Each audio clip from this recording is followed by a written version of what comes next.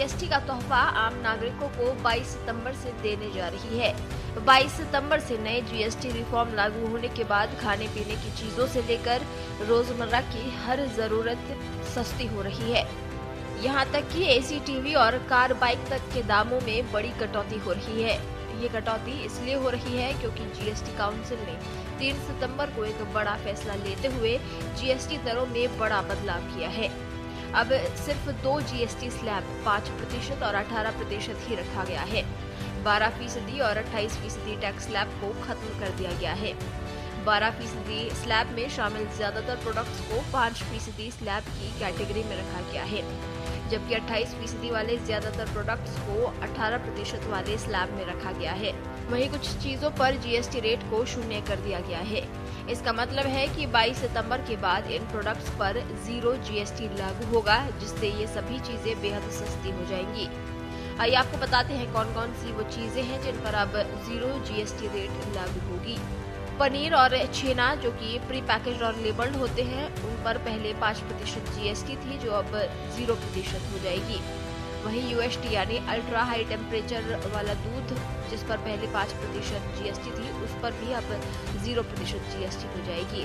वहीं pizza bread पर 5% GST को 0% जीएसटी कर दिया जाएगा।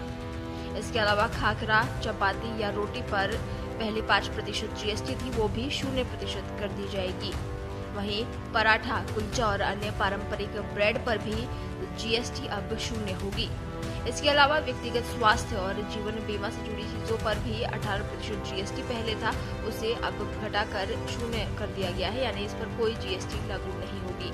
वहीं कुछ जीवन रक्षक दवाएं, जिनमें करीब 33 दवाएं हैं, उन सभी पर अलग अलग पहले जीएसटी था, लेकिन अब ये सारी दवाएं 0 की श्रेणी में आ गई है, यानी इन पर अब 0 टैक्स लागू होगा।